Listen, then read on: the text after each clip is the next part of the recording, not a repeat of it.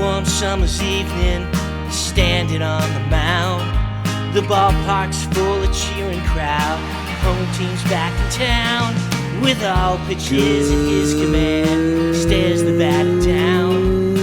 Let's it fly. Good evening, everybody. This is another edition of the Painting Corners Baseball Podcast. I'm your co-host, Johnny C., joined by Aidan Smith. We are watching Yamamoto duel against Gausman in the Rogers Center tonight in Toronto. Getting into it, watching quite a game, tied 1-1 so far in the fourth. Coming to you live here from the studio. Aidan, how are you feeling tonight? We are feeling good. Yamamoto's only got 52 pitches on his sheet through 4, so he's been pretty efficient. Goss has shut down, I think, 10 guys in a row. I think he's retired the side a few times in a row consecutively. So Ohtani, I believe, is hitting 157 outside of that 3-homer game.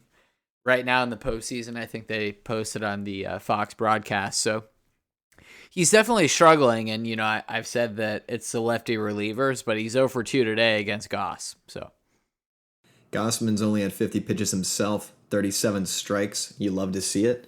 I was a little bit worried there at the first inning. He had 8 pitches for 2 outs, and took him another. Yeah. Took him a little bit to get 3, but I think he's doing what we spoke of on the last podcast, where Jays fans could almost make a bingo card, drinking game, whatever you like, trying to get as few pitches as possible for as many outs as possible. Sounds like a nothing burger when you say it out loud like that, but with the Blue Jays bullpen as a potential vulnerability. But again, in game 1, we saw the same could be said for the Dodgers. Yeah, and really, I mean, the Dodgers have had a few mistakes. I mean, Freddie ran in pretty hard on that ball, that pop fly. I mean, there's no way that should have hit the ground. So, Toronto's had the chance to take advantage of a few things here. They did score the 1 run, and I presume that was Springer who scored on that sac fly by Kirk, right? Yeah, Springer tagged up after he got tagged for the second time. Oh my gosh, poor guy. Hate to see poor it. Guy. Yeah, we are against violence on this pod, so we're always saying a quick prayer there for guys when they get drilled. But yeah, poor George. I was at Game 5, obviously, as we've gone over the ALCS there. But, I will say I was not cheering or saying eater, cheater, pumpkin eater when George got hit. I was hoping he was okay, and I hope he's okay now. Is there anything more beautiful than watching George Springer hit playoff bombs? I can't really... I can think of a lot of things that are more beautiful because I'm not a Jays fan or an Astros fan. Oh my! Speaking of Astros lookalikes, Ernie Clement. Ernie, man, Ernie. Are we gonna call him Ernie Altuve or Jose Clement? Oh. Take your pick, because he was swinging at some nasty low. Just ploinking it in the outfield to find grass. Can we chop it up? Can he be like Adrian Clement, and then he'll be Ernie Altuve? Wow. Let's kind of chop it up. A portmanteau man himself. Thank you. Pleasant surprise. Nice to meet you. I love the creativity.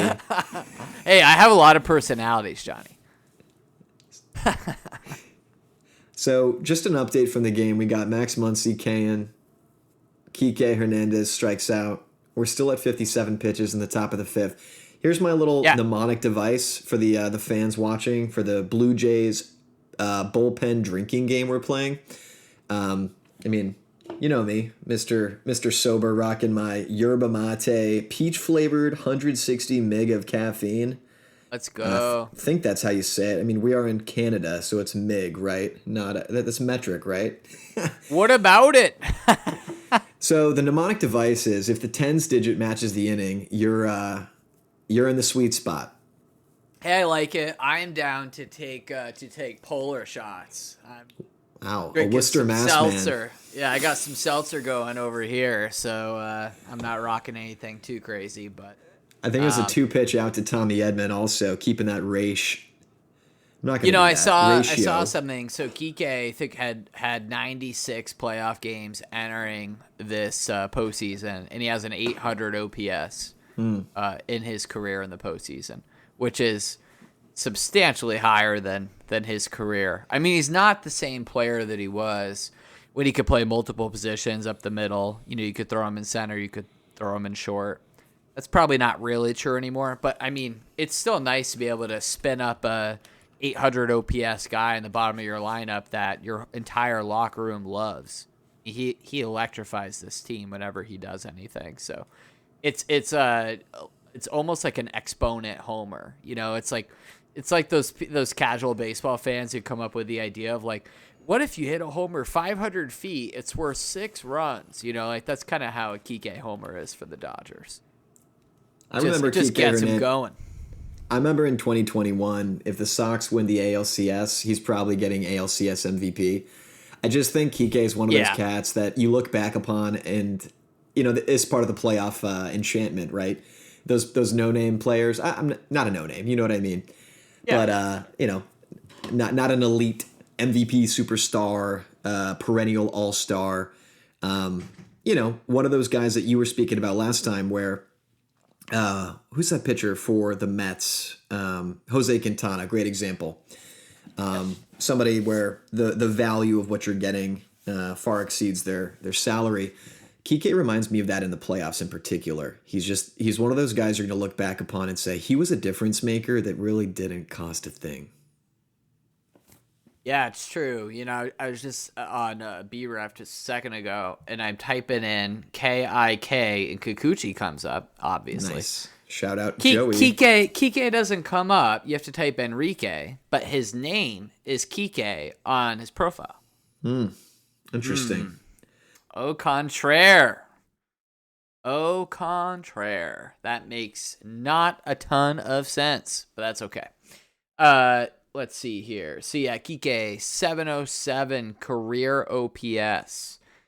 Check postseason here. 858 career OPS. That's insane. Wowzers. He rocks the glasses so well. So that's 151 point delta. You don't see that every day, folks. Especially in a 97 game sample. So you're saying that his playoff prowess is a 161 delta over his career average in the regular season? 151, but yeah. Wow. Interesting. Yep. I was actually talking with a fellow of mine. He's a guy who used to work on cars, and he chases hailstorms for a career. And, ooh, a hail guy. Yeah, he's a metallurgic, recessed metal engineer, dent repair guy. He spent some time in the 90s in New Orleans chasing hurricanes. And speaking of, he was going through the drive-through daiquiri shops, and today he was like, yeah, I used to get all these White Russians and pour extra shots of 151 on top. So, if anybody ever finds themselves through a drive-through DAC shop in New Orleans and you're looking for that, should I or should I not get the extra shot of 151 rum? Just think of Kiké Hernandez and that 151 point delta. Playoff prowess, never forgotten. Yeah, for real. I mean, particularly when you consider, he hit barely above the Mendoza this year. I think he hit 203. Yeah, 203. 621 OPS.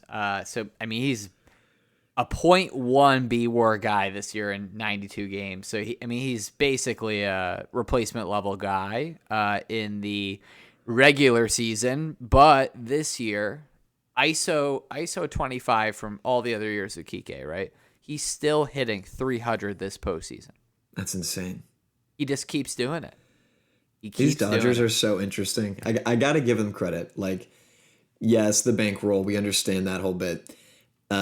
But like the Tommy Edman find and plucking him out of St. Louis, and yeah, you know what I mean? Just like these little guys, they mix and match so well. Whatever happened to that center fielder of theirs? I was very fond of him. I think he was like a rookie a couple of years back. Handsome chap. Could have been a Peaky Blinder with Tyler Glass now. Played center field for them. Are we talking Dodgers right now? We are talking Dodgers 2 years ago. Goodness gracious, what was his name? Dodgers fans. Are we talking about James Outman? My man. Hey, Let's go. Didn't make a lot of outs. Outs above average men is what we should call him. So James Outman hit 147 last year. And then he was 4 for 39 with the Dodgers this year, early in the year before they cut him, I think. Wow. And he ended up on the Twins. So over the last 2 years, cumulatively, he hit 147 last year, 134 this year. His big year was 23, as you pointed out. I mean, 3.4 B-WAR. That's a great season. Right. He was good in the outfield too, I remember. But he finished third in Rookie of the Year voting. I mean, he looked like he was going to be a stud for years to come. And now it's Andy Pages, who struggled in the postseason, but he's the new guy up over in LA. But yeah, Outman over the last 2 seasons, 141 hitter, 529 OPS. Wow. Yowzers. In with the Pages, turning a new page, turning a new leaf. Out with the Outman. Whenever a guy comes through the Dodgers system, I pay attention because they seem to have some secret sauce. It's like Old Bay seasoning mixed with I don't know what. Maybe it's how long they let it sizzle in the cast iron pan. Maybe it's the analytics. I don't know what it is, but something about the Astros car wash with pitchers, something about the Dodgers organization with minor leaguers.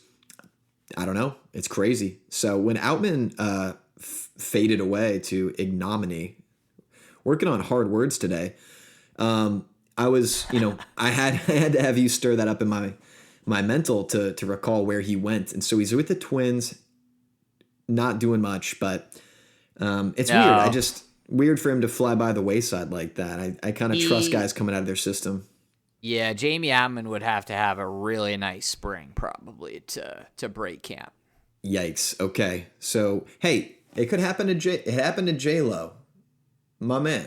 It can happen to anybody. It can happen to anybody. I don't know if Jamie Outman has the riz that J-Lo has though. Dude, J-Lo's riz off the charts. The aura of Joey Loperfido. Yeah, he's got some aura for sure. I'm just saying he's carrying this World Series team right now. People are not giving him credit. You know who's carrying the Blue Jays with aura is Alejandro Kirk. Dude, oh my God, that 2-run bomb last night. I'm not even talking about the 2-run bomb. I'm know. talking about when he hit that ball to right and it hit the wall, and then he had to jump back to first. He looked like a frog jumping from lily pad to lily pad, And the broadcast had to say it. They're like, "Of his many talents, of which speed is not one." Of which speed is not one. Just a quick update. What's John? What's his name? The Yankees radio guy who's like 900 years old.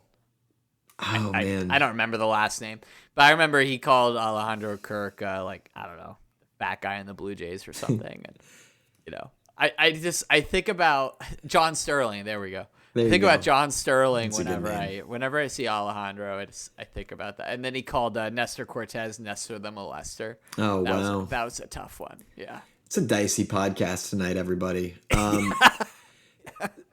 But it looks like something you can bet money on. Man, let's put that in the B+ for Segway Award nomination. It kind of felt like a 4-pitch fifth. 4-pitch bottom frame for Yamamoto getting through Hernandez. Super quick. Springer, and I'm not going to get this. The short vowel's not there, so you're getting called Lukes. Don't care. You're not going to say Lucas? You refuse? No, I will. I'll play ball. Just put the short vowel on, please. Help me out. It's a roller coaster ride. You know what I'm saying?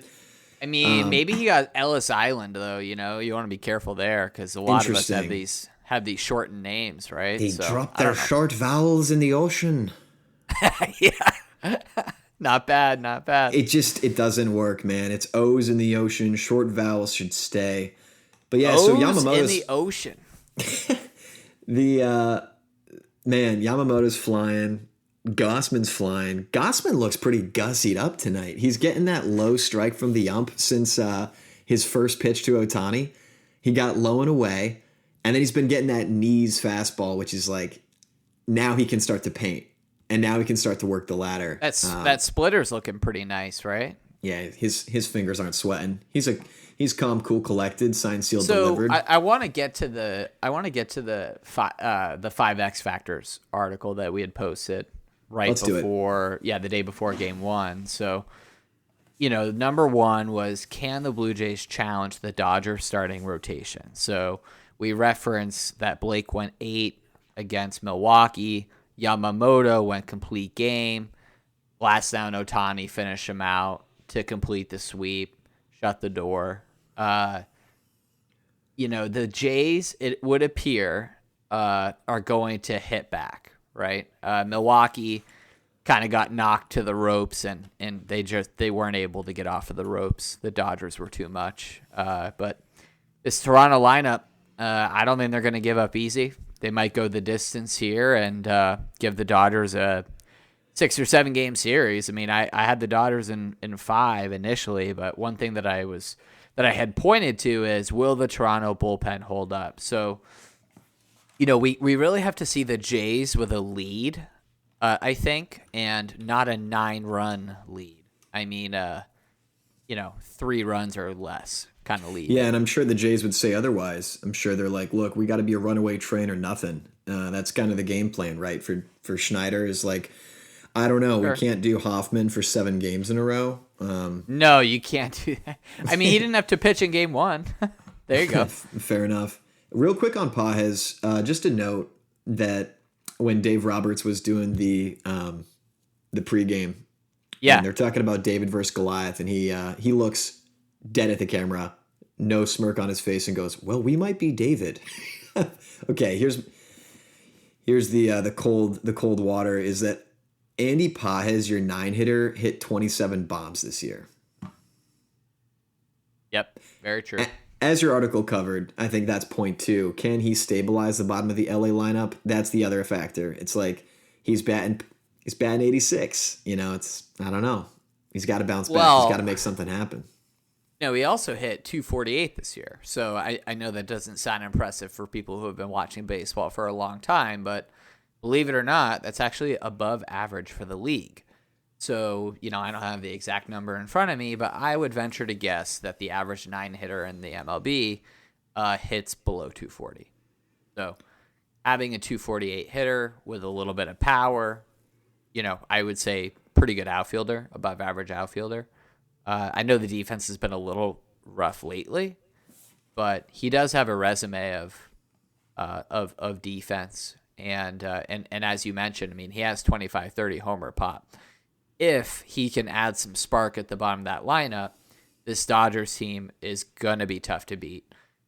I know that version, the third point, the third X factor is which version of Roki will Toronto see? To me, that actually is even more critical now with the news that came out that Vesia is probably not going to pitch in the World Series due to personal matter. So, prayers over to Alex's family. But from a baseball standpoint, that is a huge challenge for Dave Roberts to try to replace a reliable, high-leverage, left-handed reliever that complemented Sasaki pretty well. So, what are your thoughts on that? Yeah, Johnny, hot takes. I want to actually hear what you mean by compliment Sasaki. Is this like a turmeric and black pepper thing? Is it that in order for Sasaki to shine, is it like Jeremy Pena has to bat 2 in the 2022 World Series to be MVP because he's got Jordan behind him to help him see better pitches, so he's not getting swept up on sliders? Is it like that? The turmeric to the black pepper analogy, meaning Sasaki needs Vesia on the back end to shine. What were you getting at there with them as a combo wombo? What I'm getting at is the lefty-righty matchup and who you're facing. So when you have Vesia and you have Sasaki, you can mix and match who you're throwing in depending on which lineup you're facing. So I'm just going off of memory here, but using the Phillies as an example, right? Their lineup on the top is a little left-handed heavy, just like the Dodgers. So, Harper, obviously. If you're facing Harper, do you want Roki in or do you want Vesia in? Probably Vesia. No way, dude. Pages 1 pitch out. Shohei Ohtani 2 pitch out. Hey, thirsty birds. Mark your drinking calendar. It is time to chug the yerba. It is time to chug the yerba mate. We're chugging yerbas, and I'm chugging Polar on my side. I'll tell you though, Yerbs for the birds. Shohei, that pitch to Pages was 95 middle. Yeah, it was a line out. 95 middle. Yeah, I wonder what the exit velo was on that. I've got the ESPN 97. Okay, cool. Yeah, 97. Yeah, he smacked the crap out of that. My thoughts on the Sasaki thing. Look, I'm still catching up on Sasaki being a closer. I'm still trying to make that make sense. But it's baseball. It's just baseballing, and yeah, it's a great point about Vesia, a little lefty-righty matchup. But excited to see what Sasaki can do. I was coming into this season thinking, okay, it's going to be Taylor Scott, Kirby Yates, Alex Vesia. Who are those other cats they got? They got so many. Kirby's been pretty bad. Blake's no bad. doubt. Blake Trinan's been no doubt. pretty bad. Right. So you got Sasaki. That's really your option. I mean, Sheehan. Tanner Scott was looking really rough here. I meant to say Tanner. My apologies to the Tanner Scott family. I think I said He Taylor was Scott. the guy to get. Sorry, Scott family. He was the guy to get last year.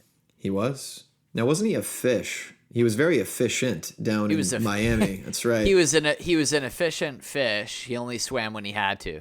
But now he's in the deep end. And then he ended up in San Diego.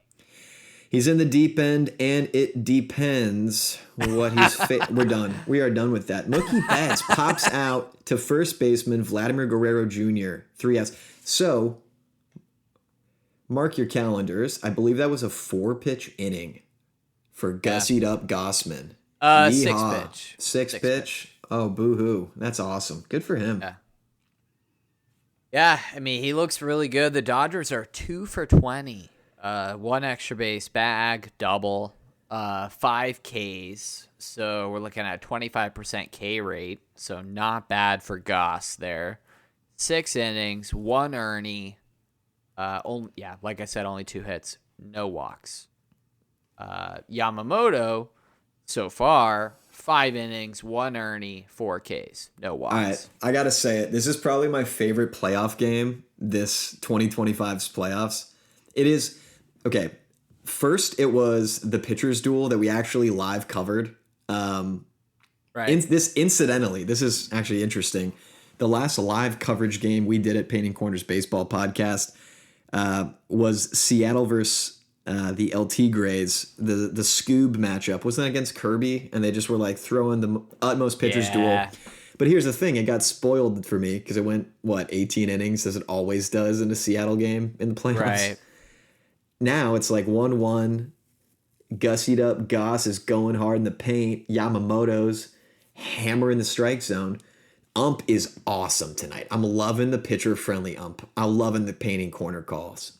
You gotta love it. I mean, I remember, in the CS, the game in Toronto that the Mariners picked up, game 2, I think. Is that Logan? Yeah, I think so. When Logan managed to get through 3 innings, I think, and then he got pulled, but he could not get a call from the umps in that game. And I'm really not the kind of fan usually to blame something on the umps, but man, there were some tough strike calls for Seattle in that series. Adrian Johnson, home plate umpire. He was my first pick this year in the Fantasy Umpires League that I'm playing with myself. Adrian, we love you. We love job. Adrian. Dude, Adrian. He didn't go first in a lot of rotisserie leagues, but I'm playing the Spit Roasted Umpires League, and you just get one pick. So I'm taking Adrian Johnson, calling the painted corners tonight for Yamamoto and Gausman. Let's bring it back to the article, though. I think the interesting point for me watching this that kind of rolls in together 4 and 5. Point 4, can the bottom of Toronto's order keep it up? Ooh. Point 5. That's a really important one. That's what I'm saying. Will the Toronto bullpen hold up? In terms of precedence, I think 5 kind of rolls up into 4. It's like, as we saw last night, if you have a runaway freight train, you don't need to worry about if Varland and Hoffman's arms are going to fall off. Right.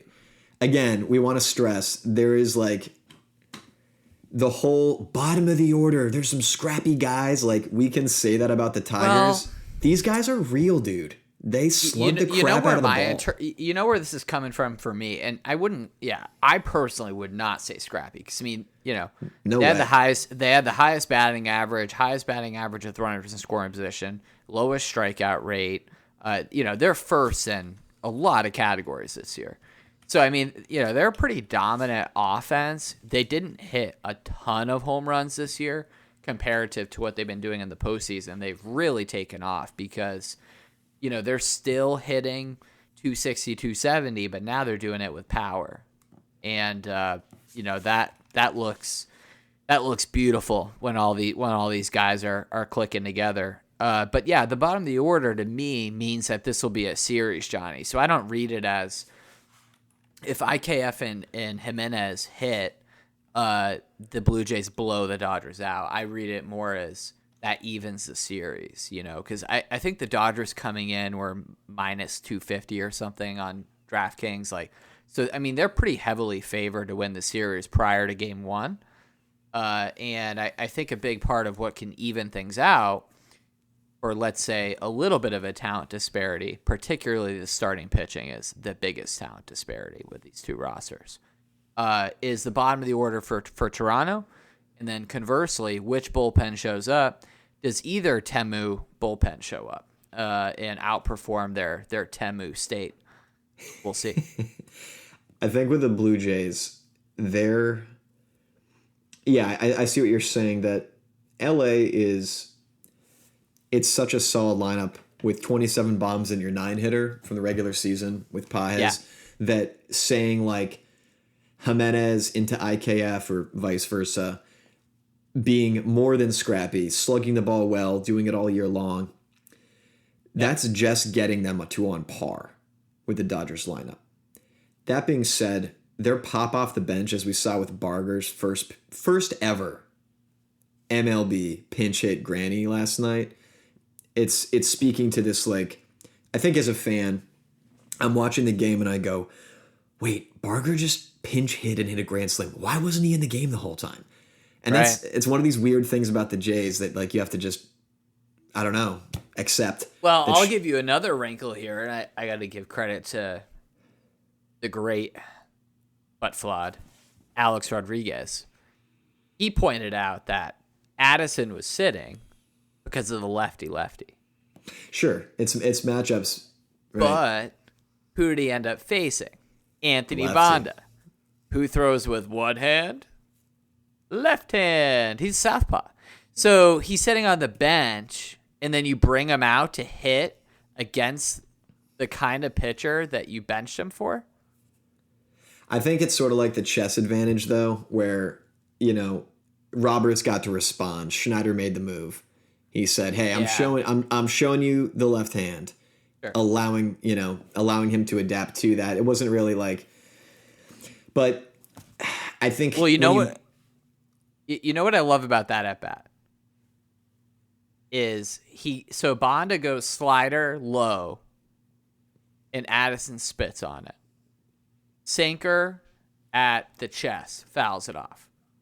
Slider on the outside, almost on the the right-handed side batter box, like at the shin, pretty low, spits on it. Then he goes for the third slider on 4 pitches, but he throws it in. We're talking like waist in. And Addison launched it, 106.2 exit velo, 413 feet. Beautiful at bat. Spit on those first 2 sliders, got the one he wanted. Now, if you're in LA and I don't know, if you're hoping for complete games and you got your own kind of drinking game set up, well, check it out. Let the yerba flow, because Yamamoto just got through Guerrero, Kirk, and Varsho in, I don't know, 1 pitch. He split the ball into 3. That was crazy. Guerrero grounds out, Kirk strikes out, Varsho 11 pops pitch out. inning. 11. Yeah, pretty efficient. So now we got Freeman, Will Smith, and Teoscar coming up. Teoscar's got 2 Ks tonight. And Freddie's double, come on. That's just a backbreaker to Gausman in the first. But Will Smith, that was a nice piece of hitting. Yeah, great piece of hitting there to get the Dodgers on the board early. And Freddie got him in that situation with that 8-pitch at bat. Yeah, that was awesome. And I think the last hit was when Vlad got George to third in the bottom of the third, right before that sac fly by Alejandro. I don't think we have seen a base hit since then. Wow. Yep. Yeah, the Kirk sac fly was the last little bit of and music. No walks either. So there hasn't been a base runner for half of this ball game. Wow. Gausman's at 66 pitches, and he got a 1-pitch out to Freddie Freeman. Yeah, he's been fantastic. Yeah, but these are it's a fly out sharply to center fielders. Can everyone tell I'm watching the game day cast? My stream is a little bit behind. So back to the article point on the bullpen, I think. Look, the bottom of the order, yeah, it kind of gets you on par with the Dodgers. You got a lot of boomers off the bat or off the bench that can bat. Schneider knows that, and it reminds me a little bit of this like platoon mindset I think we've seen with the Diamondbacks before and some other teams where you are like when they had Jock. You're really playing this game of like, look, I'm going to split the position across 2 bats, 2 players, 2 salaries, and just make it happen and plug and play as I see fit. And it seems to be working really well for the Blue Jays. They got a lot of depth. I'd love to see Joey bat. Lucas in the 2-hole. We talked tonight. I'm not sure I like it. Why not move Clement there? Though I see extending the order lower. Move some things around. Widen this lineup as much as you can. And then for the bullpen, it's like, yeah, Varland and Hoffman are nails so far from the back half, the last 2 games of the ALCS. Yeah. Right. And we'll see. Yeah. I mean, we'll see. You know, Schneider seems to really only have a few relievers that he trusts. So he loves Louis. He loves Hoff. And he'll deploy Sir Anthony Dominguez in certain situations. But Fisher and Fluharty and Little, he seems to have those guys on a shorter leash. And then, I mean, Eric Lauer to me is kind of mop up. Yeah. Mop up kind of guy. Yeah. Every time I hear his name, I go, Sir Anthony Dominguez is here, Lord. I feel like it's a Monty Python bit. Yeah. When I see Sir Anthony Dominguez, it reminds me of Sir Didi Gregorius, who actually was knighted. It reminds me of Didi whenever I see it. Nice, dude.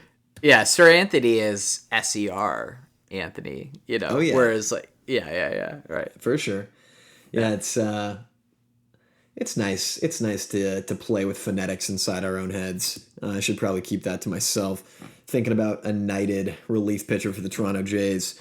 It sounds like his parents knighted him. Ooh, Smith homers on a fly ball to left field. That might be it for Gausman at 72 pitches. You think that's it for Goss? Personally, no, because as we're talking about, we want to stretch out the limited menu we have here as long as we can. I think we got the travel day tomorrow, though, so Schneider's probably not going to mind tapping in. I haven't seen Gausman waver. I mean, he's been moving quickly, though you could say a lot of these 1-pitch outs have been high exit velo. So they're connecting well. He could be getting tired. He could have missed his location. I didn't catch the pitch live. I mean, this is his 3rd time through. I'm watching the pitch live right now because there's a latency, of course. 94 in, and Will turned on it. Okay, boy, so he just got him. He was looking four-seamer right there. Oh, I just saw it. Yep. Wow. Yikes. Yep. There it is. Wow. Yeah, he got all of that. See, I think that's less to Gausman's fault. His quick hands, sat on it, guessed right, made the move. Yeah, Gausman doesn't look too pissed. He looks like, yeah, you got me. Okay. I don't know. I could see John letting him finish. I think he's only got righties. 2-1's not too bad. The problem is like Yamamoto's at 60 pitches. Well, I guess he's got Max Muncy coming actually, so he might pull him after Teoscar. All right, Teoscar's got a 1-2 count. He just took a timeout. I'm live on the game day. I'm behind on the broadcast, which is lagging. You do wonder if that's his last AB, though, is Teo, right? Because Muncie's a lefty with power. Mm-hmm. But no one's on base. His pitch count's low. Preserve the bullpen. Let them just come in, clean inning, start from the beginning. I mean, that's how I would do it. I know we have the game muted, but is anyone even warming up right now? Oh, here we go. Okay, they got Louis warming up. Bro. Wow. Smith just clobbered that ball. That looked like a Jake Myers home run. They kind of look similar. How is Jake doing? Jake's okay. Don't even get me started. I'll save it for the article, but it's like, look, it's not going to be loser energy, but it's going to be like, hey, the most injured players in the MLB, the most lost WAR because of injuries in the MLB. Ooh. I like where you're going there. The thing is like, for casual Astros fans, and I don't want to take up too much of this show, but like, look, there's this fallacy that, dynasties rise and fall just because they have to, because players get older. But the Astros have had this awesome mill of just like cranking out drafted low talent. Look at Spencer Arrighetti, Hunter Brown, and turning them into solid candidates. That's how they keep the train rolling in Houston. And then this year, it's like you have all your all-stars out most of the season. You've lost the most WAR, the most time from your star players. And then right as you're entering the final streak of the season, you lose Jordan again. You lose Pena again. You still don't have Jake. And to answer your question, Jake had a breakout year. He was batting over 300, playing Gold Glove center field. Check his defensive stats out. You'd be surprised. Jake Myers is an interesting cat. I think he's a Cornhusker out of Nebraska that James Click had a lot of faith in. James Click was actually betting the farm on Jake. And I think when James Click went over to Toronto, I think he's like vice president of something over there now, he was trying to get Myers. Right. But he settled for Straw, the backup old Astros center fielder. But yeah, Jake's doing great, hits the crap out of the ball, had a nagging calf injury from playing so dang hard in center, but we're excited to see what happens with him next year. Yeah, I mean, he's not the defender Kiermaier is, but in some ways he reminds me of him. I mean, he does go all out in a similar way. He's got some pop though, man. Look out. He was batting over 300 like all season long. It was a breakout year. It was great. Yeah, he finished at 292, 727 OPS. Mm-hmm. He only hit 3 bombs in 104 games, but he did finish with a 2.5 B-WAR. We got a 2-2 count on Max Muncy right now for Gausman, who's only at 81 pitches. Let's see how he finishes. Yeah, this is a tough Muncy hitter. Homers on a fly ball to left field. Ooh.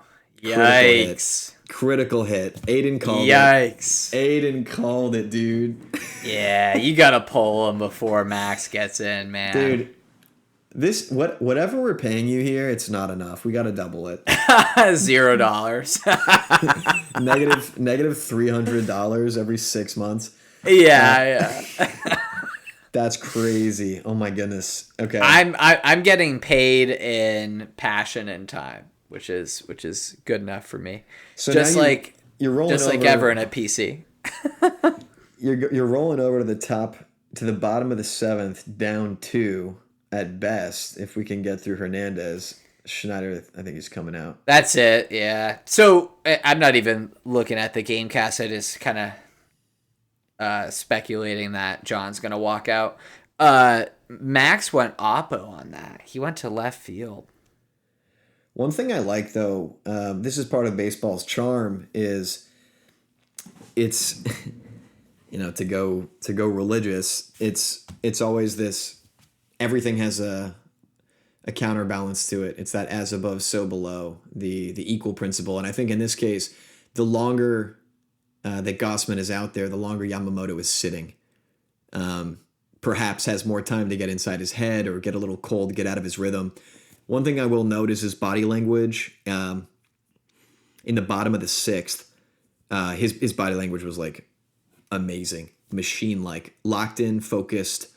He was moving. He was moving quickly, precisely. Now, when you say that, you're talking about Yoshi. Assassin. Yamamoto? Yeah, you're talking about Yamamoto. Yeah, correct. Did I misspeak? I apologize. No, I was just clarifying. So Goss is out. Louis coming in. I hear what you're saying with Yoshi. I think that they're gonna bring Yamamoto out again. Have to. I didn't see Dave shake his hand or anything. He didn't look done to me, but unless I missed something.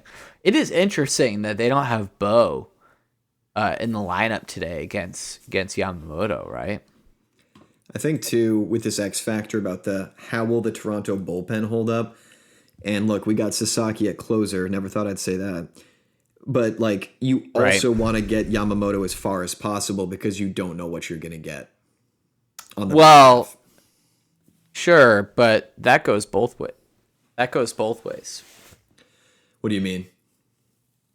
Well, Toronto's got pretty tough situation with the bullpen. I mean, they don't have a lot of arms, and then LA does have a tough situation as well. But at least they have more guys. Even with Vesia out, you still have Trinan, Sheehan. You have Roki, obviously.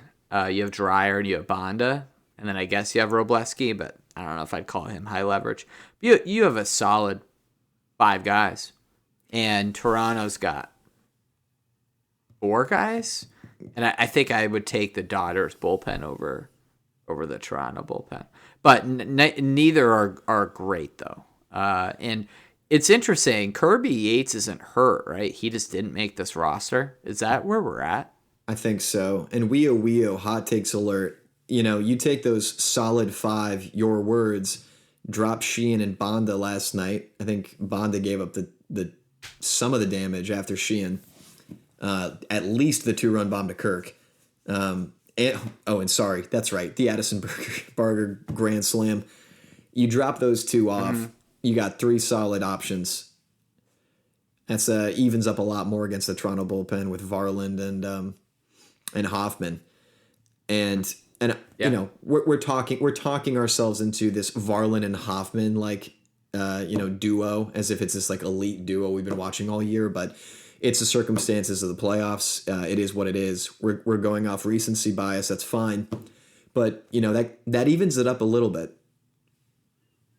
It does. The other factor that I think is understated sometimes is the Blue Jays have the best defense in the American League and possibly the best defense in the major leagues. Definitely one of the best. Hot take with an update. Kiké flies out on the first pitch he sees from Varland straight to Addison. Now, in the bottom of the 7th, you got, this is kind of where it's nice to not bat Clement second. It extends the lineup. You got Ernie leading off, Ernie Altuve, Barger after him, and then Kiner Falefa. Here's the hot take. I think Schneider maybe looks to pinch hit Bo if Bo's actually okay. I mean, I think he's okay. You know that play where he went to his right side and threw across? The jump throw was beautiful. Oh my gosh. That's a really nice play, right? Dude, and I was stoked. I know second base is a thin position in the big leagues right now in the show. But if Bo does end up moving to second base permanently, he's instantly top 5 second baseman in the league, right? He's got to be. It's being the really talented football player at your school in southeastern Louisiana, and then your family's like, "Look, I got a really good coder job in Burlington, Vermont." You're like, "All right, I'm gonna go to Essex High School and be a Hornet now." Let's go. Like well, you have the king of the desert in Arizona there, Ketel Marte. He's untouchable.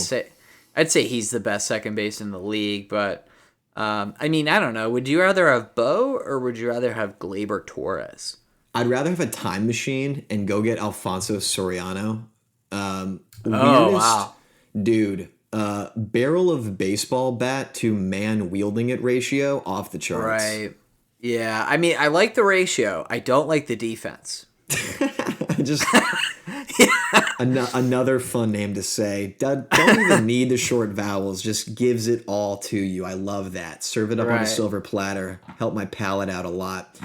Yamamoto coming in with 73 pitches, It's a 1-1 count to Clement. I know I'm ahead of you, but look, I'm chomping at the bit to see what Toronto does to answer back after those 2 solo shots in the top half of the frame. Man, Yoshi is just, the command is really good, right? He's always, when he's hitting, he's a few inches off the black, and you really can't take it, but you also can't do anything with it. Yes. So that number 3 pitch, that 90-mile-an-hour cutter on the bottom outside corner, you're not doing anything with that. I got to stop watching the Gamecast. I can't do it. Yeah. I want to enjoy the experience of watching Ernie Clement do something against Yamamoto without foreknowledge of the perfect pitch location on a screen saying he struck out. Well, that does say something about where we're at as a society, right? That the two of us have been prioritizing the 5-second, those 5 seconds ahead of the game on Gamecast rather than watching the game. It's pretty ridiculous. But we're not the only ones. I mean, I talk to fans all the time. People are glued to their Gamecasts because we want whatever is fastest coming to us. That's why I'm a Rust programmer, baby. I don't want to wait. Yeah. No, we are. It's really inundation. It being inundated with dopamine. The ego wants to want more than it wants to have, and I think with the Gamecast, I get this feeling of being there or being current, being current. And getting to the next moment as quickly as possible. And one of the beauties of baseball is the ability to slow down. True that. Yamamoto, I like that. Clement, ground out to third. Max Muncy fielding it cleanly. Wow. Are you back on Gamecast? No. I'm a changed Addison. man. Oh, Addison, you got to work the at bat. Come on, dude. Did he grant? Okay, you're like a half second ahead of me. Oh, okay. All right. So look at this. That was Mauricio Dubon-esque. I just got up. I just got off the on-deck circle. I got to get out as quickly as I possibly can. Let's swing at anything. Hold on. We have PSA. Bo Bichette is pinch hitting. Oh, look at that. Hot takes like hotcakes coming down. Painting Corners Baseball Podcast. You heard it here first, folks. We call it all. We're calling ball. Look at Chopsticks there, right in the box. Number 11. What a pretty sight to see. Come on, Bo. We are yucking ball. Fun fact, I was just getting back into ball around, 2019. Into ball? You left ball? Man, yeah. I could never. It wasn't a choice of saying I dislike ball and I'm away. It was right, going I down the hear rabbit you. hole of being a bartender in New Orleans for a little too long. I hear you. And so anyway, my brother-in-law, I met him for the first time in 2019, right after the Astros lost the World Series. Sad stuff. Shout out DC. We love our politicians. And we do. We love those swamp creatures just for who they are. And so we're watching this baseball highlight, and they're like, Bo Bichette. And I'm like, did he just say Boba Fett? That's sick. Because, I think, as much as I want to be, based, there's a Redditor chungus deep inside me that I can't quite outgrow. But, hey, that's from being a millennial, dude. What are you going to do? Bo Bichette, a.k.a. Boba Fett, will he get caught in the giant sarlacc of the strike zone? No, he spits on one. Low and away, 1-0 count. Oh, that's right. You're 1 second ahead. Or did you do the pause click for me? No, I'm on it. I just saw him ground out there. I think people underestimate the narrative of Mookie being the best shortstop in the National League this year. Go off. I mean, so he's second baseman, Marcus Betts at the time. I guess some people are calling him Mookie. I don't know. But regardless, he's coming up through the minor leagues, right? And Petey's at second, obviously. Shout out Petey. So Mookie had to learn the outfield, and he becomes a generational right fielder.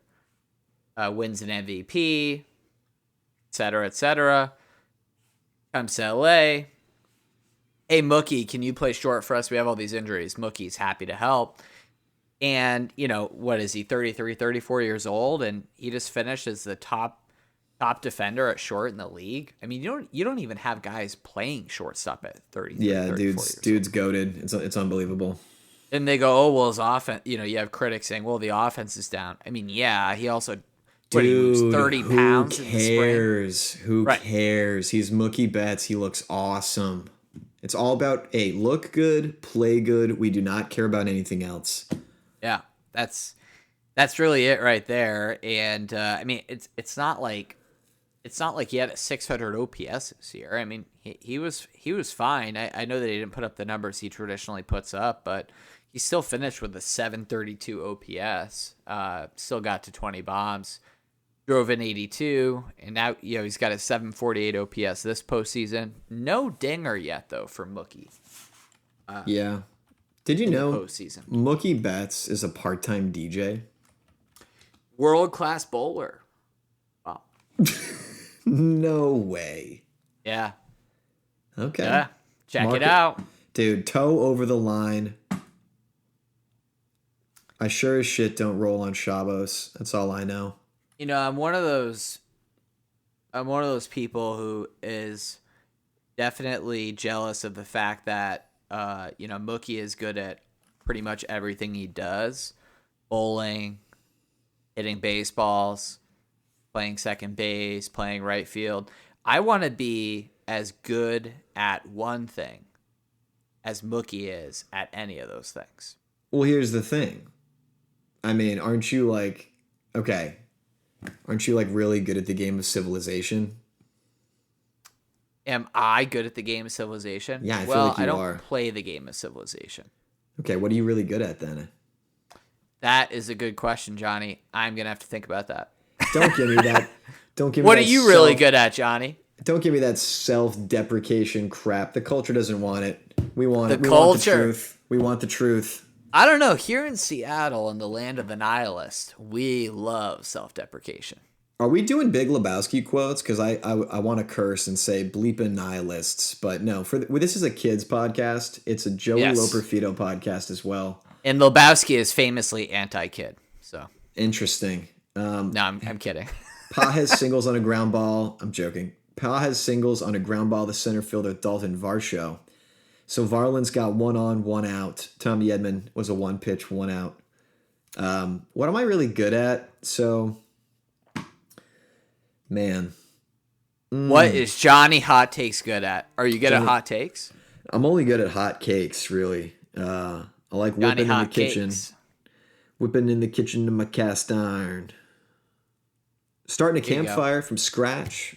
Flint steel. Are you pretty good on that cast iron? I'm a bushcraft legend. Just don't have the YouTube to show for it. But you gotta have the YouTube subscribers, or it didn't happen. You know what the game plan is? Like long term. The long term game plan is acquire land. Okay, acquire land. Code for fun, and start a YouTube channel where I do bushcraft survival skills in the wintertime, simulating different armies throughout history and how they would have survived in the wintertime. No words, totally silent. Meditative, late night podcast. I'd subscribe to that. Sort of like the new bit Sam Hyde is doing, the Sam Hyde Show, but instead of like words in a news broadcast or a news show, it's just like silent winter camping historical. So we're trying to stay out of the LARPer cringe mode. You know what's also interesting, and you can count me in as a subscriber to that once you have that going. Long-term thinking is such a funny thing, isn't it? Because for a baseball team in a playoff window, what's long-term? 3 years? I'm giving you a C+ on the segue, but hit it. Full send. Johnny Hot Takes. His long-term is 5 years? 10 years? And dinosaurs are around 150 million years. Allegedly. And there's... Allegedly. That's a good point.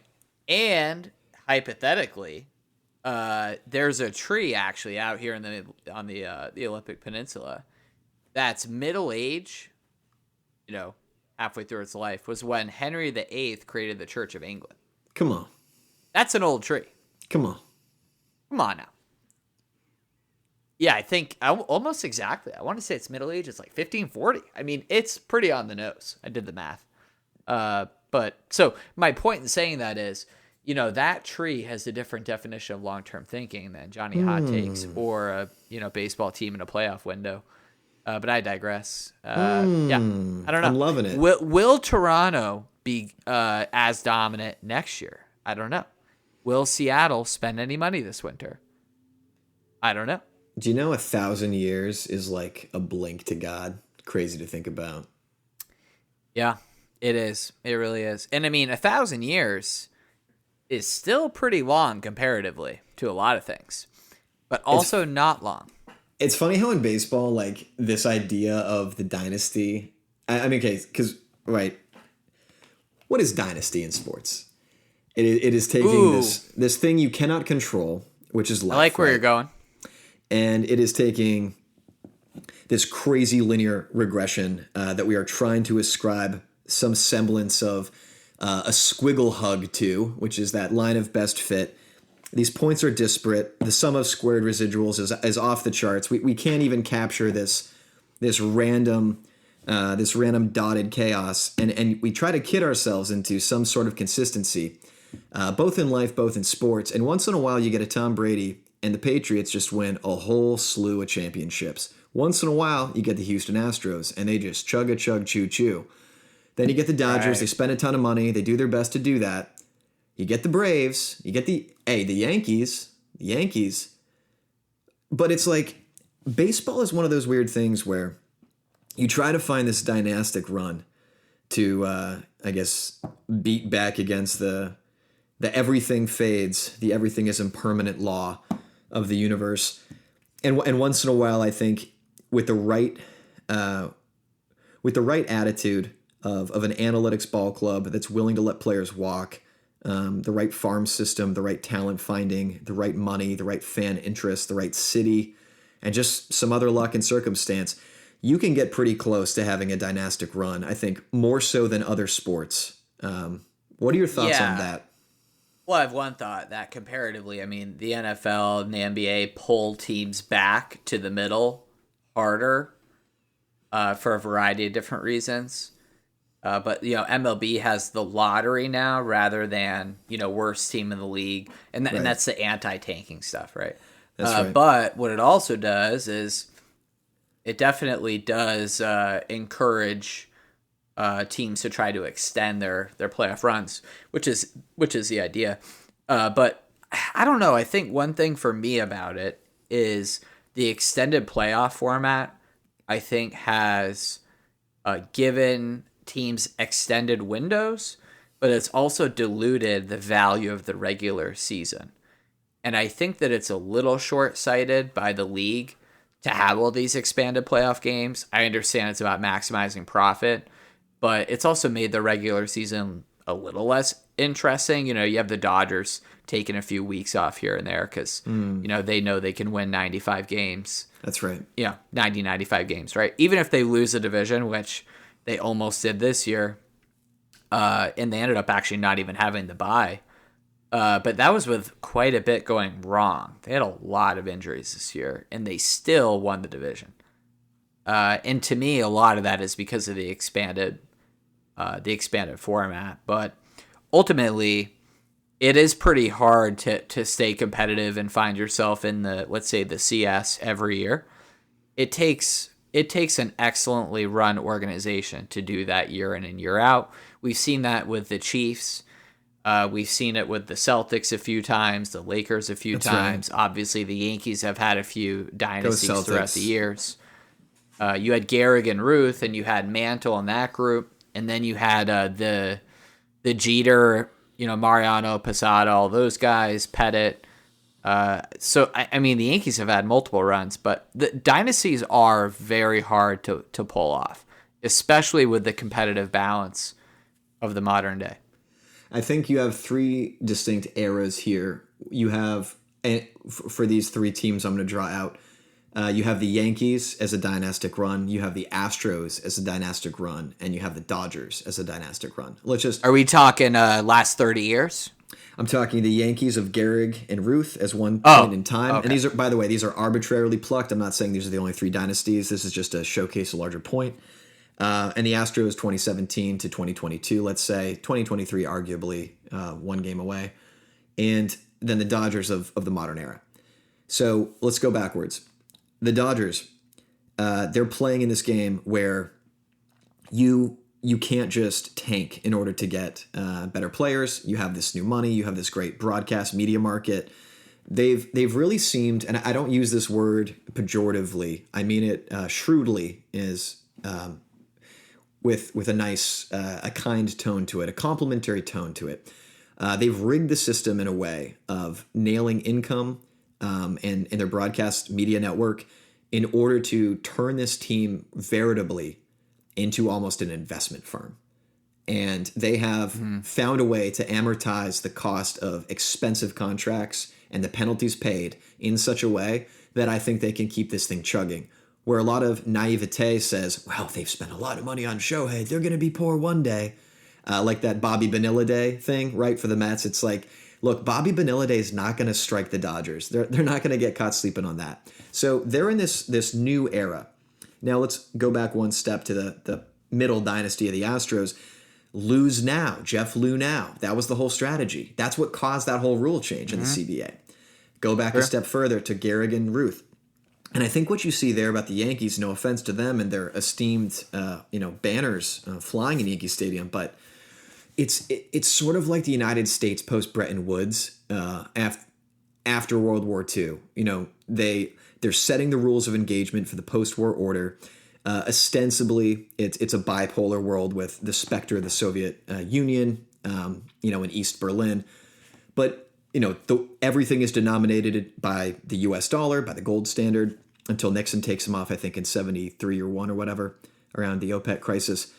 Point being, like, the Yankees being great and having so many World Series is because of the fact, I think, married to literally the political economy of the time, being in New York, having all this wealth, no holds barred. Other teams could just not compare and spend the kind of dime they were in a way that maybe we're starting to see with the Dodgers today. And also where the competition just was not that much, where they really could attract the talent because it's New York or elsewhere. It's not like, oh, I can get some fiber optic cable to this Midwest town and check out Amazon Prime. It's like, well, if I want to see a show and be entertained, to get a good steak, I got to go to New York. Well, and hold on. We do got to call it out that if you're talking about, Lou and Babe in that era, we're talking about the 30s, 20s, 30s. They weren't nearly as many teams. And if you won your pennant, you were going to the World Series. Come on. So it was just a totally different structure. I mean, it's really only in the modern era that we even have the division structure. That's right. I think overall it's like with this idea of dynastic runs, it's a consequence of the way the economy and the society is structured, where you can really gain an advantage because of that, as seen with the Yankees and their number of World Series championships. With the Astros, I think it was pure, shrewd, analytical calculation from lose now mentality and acquiring those draft picks, getting lucky a little bit, hitting on all of them. There's some interesting lore there with the Bregman draft pick. But now with the Dodgers, you see that they really can outspend people, and they've turned this place into an investment firm. And I think MLB at the same time is starting to pivot as well to a little bit of finance first, opening up the market and making the regular season less competitive, as you said. Yeah, and I think they're okay with that loss. It's also, I think, partially due to the fact that MLB is rarely first when it comes to making these kinds of format changes. A lot of times they see the NBA or the NFL do something and it's profitable, and then they follow suit. And I mean, the 3 or the 4 leagues, depending on which you define as being major in terms of fanfare, have all been first in some sort of change. But I think that overall you probably see the NBA and NFL lead the way from, structural changes. And the MLB now has that expanded playoff format. And, I don't think that the original wild card expansion was too much. When they introduced wild cards and then going back to 69 when they introduced divisions. But I do personally think that right now, 12 teams that make the playoffs? Yeah, that seems a little heavy to me. It is a little much, and I think I first felt the sting back in 22 when the Yankees lost. Was it? No, sorry, 21 when the Yankees lost in the wild card round to the Red Sox. Okay. Ultimately how the Sox faced the Stros in the CS. And I remember thinking to myself, like, this doesn't mirror reality. Like, I mean, good for the Sox. What a killer team. What a killer run that was. But, like, I don't know. It just, winning 2 games, anything can happen, Well, and that was also, that was one game, though. That was a do or die game format. Oh, that's right. This was before they even... That's back when they had it really wrong. Yeah. So I'm just looking at this game right now. Yeah, quick update for the fans. So back to our bullet point in the Painting Corners article. Point number 5, will the Toronto bullpen hold up? A resounding no. Here's how. Ooh, our two guys we really wanted to do well did not. Notably, Hoffman has to come in to replace Varland, who stretched the lead for the Dodgers to 4-1. Hoffman intentionally walks Freddie. Wild pitches. Some weird defensive, and now it's 5-1 Dodgers. At least they flipped it over to almost at the top of the lineup again. Got Hernandez leading off in the bottom of the 8th. Yeah, and again, I mean, this is exemplary of just and demonstrative of the fact that the Toronto bullpen is held together by duct tape, and we see it come apart at the seams if it's used too much. You see Louis just not able to get the job done here. Is Yamamoto still in? He's got 79 pitches, 53 strikes, and he is coming out to face Hernandez. Wow. Yeah. And in fact, starts him off with a 90-mile-an-hour cutter called strike. Also, while we're waiting to see what unfolds here, I want to get back to that wild card game you're referencing. The reason why the Yankees lost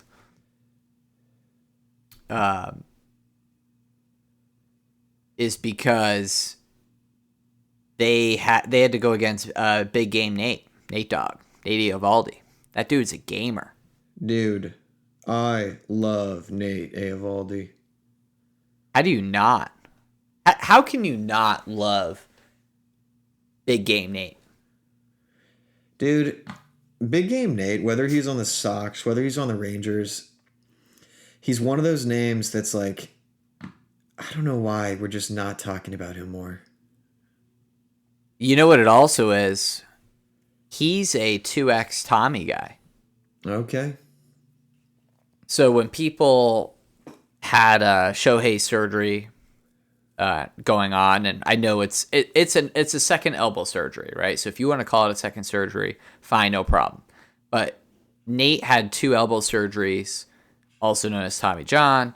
Ohtani has also had 2. And one of the big things that was talked about is how many guys have gone back to throwing 150 plus innings, in a full season, right, after having 2 of those surgeries. Right. And Nate's one of the only guys to do it. And I mean, not only has he done it, but I mean, he dominated this year. He didn't pitch a ton of innings, but he was incredible. Hernandez strikes out, 1 out. Yami's up to, what do we call, what's his nickname? Is it Yami? I don't know. I mean, I call him Yoshi because his first name's Yoshinobu. Wasn't it Masataka Yoshiba that was like, please don't call me Yoshi? I wonder if that's like a thing for players from the NPB. I don't know. Maybe. Hard to say. Is it like a diminutive association with a Nintendo character? Is that what it is? Could be. Yeah, I don't know. I don't know if Yoshida had to fight off that nickname when he was playing for Works or something. Couldn't tell you. I think it's that Simon and Garfunkel song, Yoshida Masataka.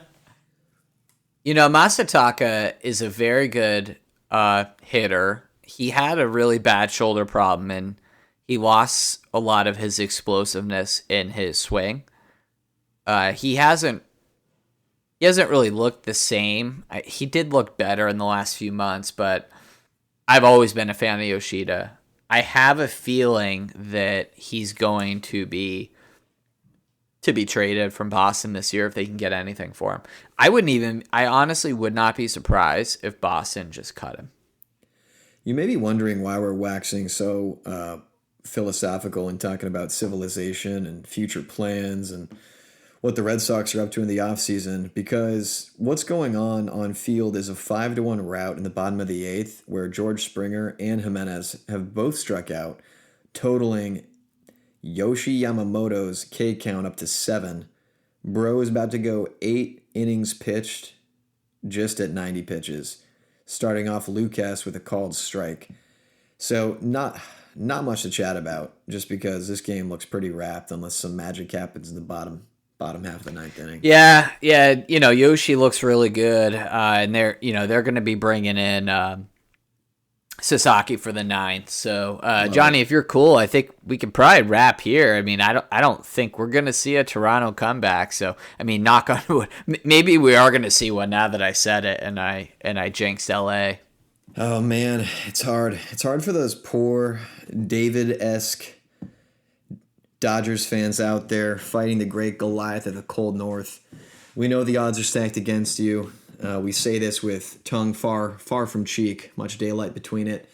But Lucas has struck out, totaling 8 Ks for Yoshi tonight. One last thought on David. One interesting thing about that people don't realize, a lot of people don't anyways, he actually was he was there to give his brothers lunch after they had fought all morning. So no way. He was bringing some snacks, and no one wanted to take Goliath on it. And my point in saying that is, we don't really know who the David is. Like, who's going to be the guy who steps up that we don't expect? Is it going to be Ernie? Is Ernie going to continue to be a David in this lineup?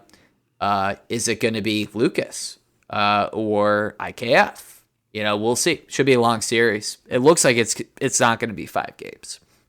I would be surprised at this point. We will keep harping on this David ideation in the next episode and see who will be plucking victory right out of the clutches of the big bad Goliath of the West Coast.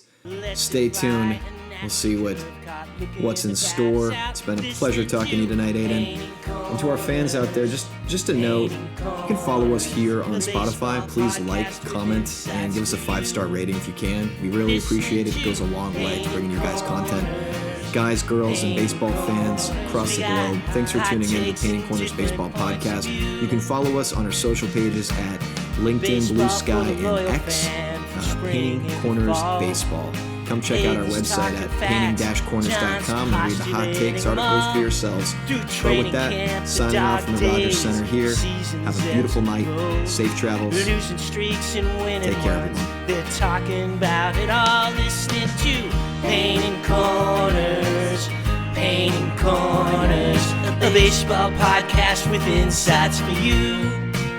Listening to Painting Corners, Painting Corners. We got hot takes and different points of view.